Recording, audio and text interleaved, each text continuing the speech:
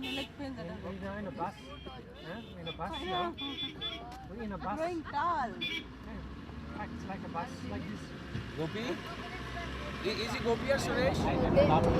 Her story is that her dad had come with her to Bangalore and that they came to sightsee in Bangalore, and then he left her at the bus stand and went away. That's what her file says. Now the reason why she is with us is because we work at the government homes trying to trace the homes of these kids who go missing, especially young girls like this, because they are vulnerable to trafficking. We're taking her back to the village that she says she's from to try and see if somebody was involved in bringing her to Bangalore and abandoning her, which is quite how trafficking happens.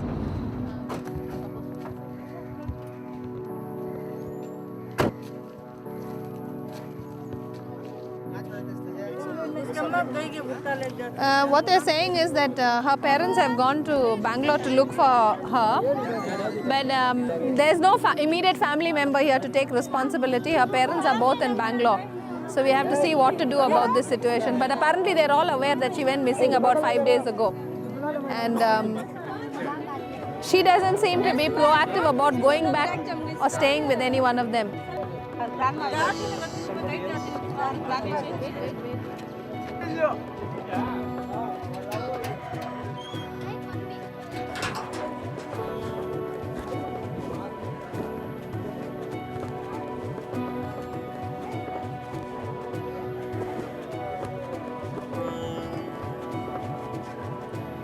This is her grandmother's house. Dadi.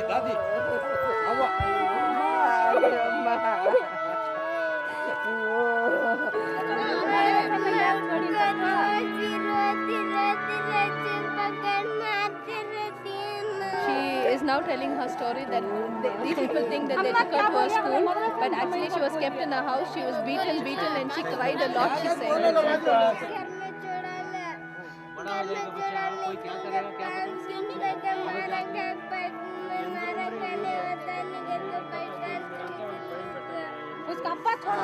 She's saying how much she suffered in the bus stand and how much they beat her and how she was trying and come out of that situation.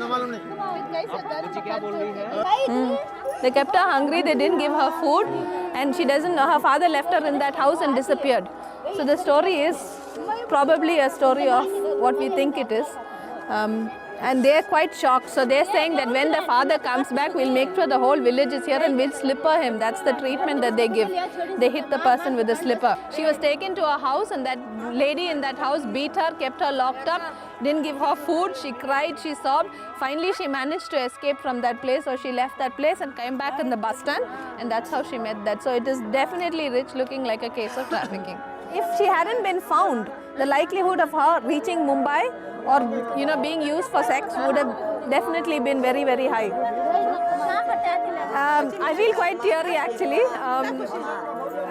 This is the kind of thing that we look forward to, that there will be support within the community for the person. We're almost sure that they will ensure that this doesn't happen to her again. Some family member will be aware, but since the whole village is aware now, there is some level of protection. We would have to do follow-up to ensure that there is something happening for the child, but I am extremely happy, yes.